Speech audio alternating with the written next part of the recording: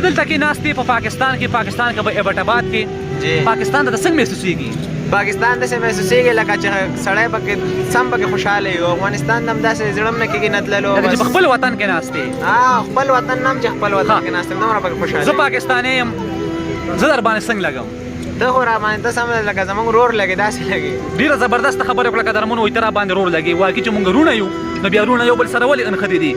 مدني بای خپلو افغانیانو وروڼو ته ووایه نفرتونه ختم کړئ، نفرتونو پسې لوړ راوالئ او مینه خوره کړئ. نفرتونه ختم کړئ او خپله کښېنئ مصلحاتو کې ختمه کړئ دا خبره ستا.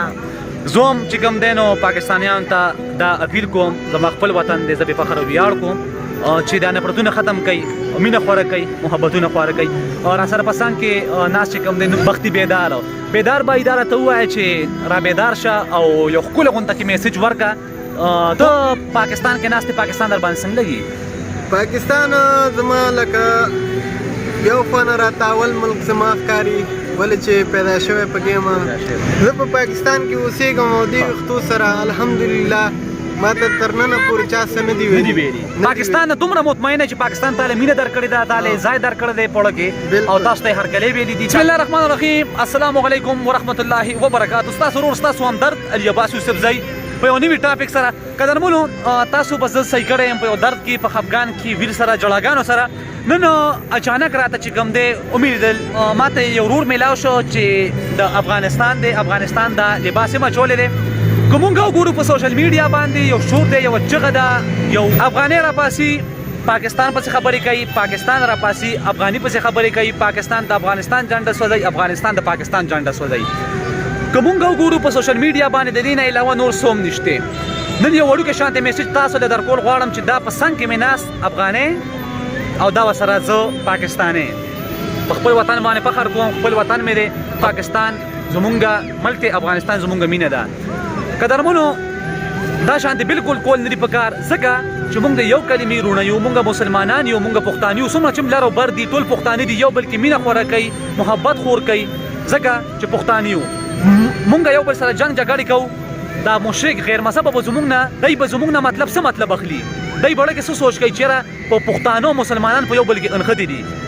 دا شانتې بالکل مه کوئ، راجوخ شئ، یو موټی شئ، په یو بل کې اتفاق پیدا کوئ. قدرمنو تاسو کتلی شئ په سعودي عربو کې هم همدغه شانتې افغانۍ پاکستانۍ وژني، پاکستانۍ افغانۍ چې کوم دی بې عزتي ولې کوي. ډېره د افسوس خبره ده، افغانۍ د پاکستان بې عزتي کوي، پاکستانۍ د افغاني بې عزتي کوي. نو دا خو ډېره د افسوس خبره ده. یو بل کې مینه خوره کوي، محبت خور کوي او دا شانتې بالکل مه کوئ. ظلم دی، زیاتې دی. په څنګ کې مې ناست یو افغانۍ رور تاسو ته بیا چې کوم دی ښکاري مو چې د افغانستان دغه لباس یې مچولی دی. نه به تپوس کوم. السلام علیکم. وعلیکم سلام.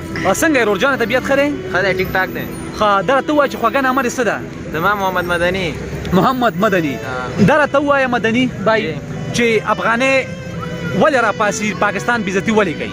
دا سراسر وروره غلط دی. دا که جوړوي بې عزتي هم جوړوي، دا پاکستان هم پاکستان چې د افغانستان بې عزتي جوړوي، دا غلطه دی. دا دواړه یو بل پسې لګېدلي دي.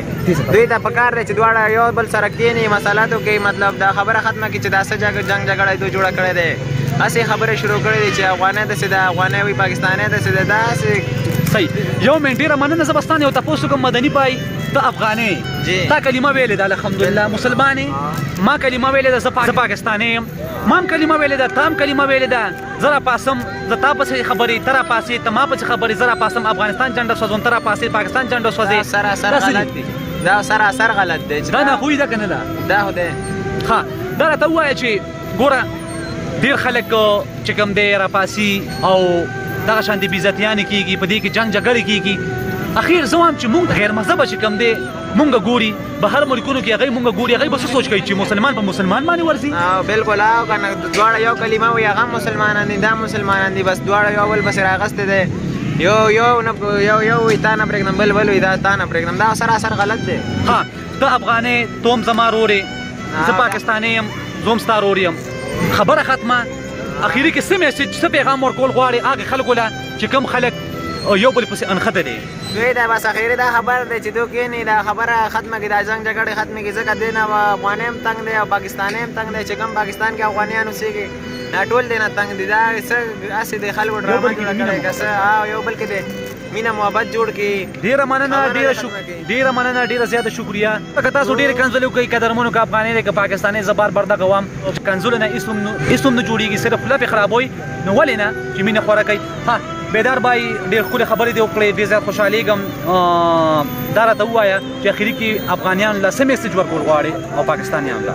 زه افغانیانو او پاکستانیانو له دا وایم چې تاسو یو بل په سله خبرې کوئ. تاسو خو دواړه ناستئ، یو کلمه دی، یو قرآن دی، یو رسول دی، یو خدای دی. نو تاسو دواړه یو بل په سله داسې نښتي یاستئ.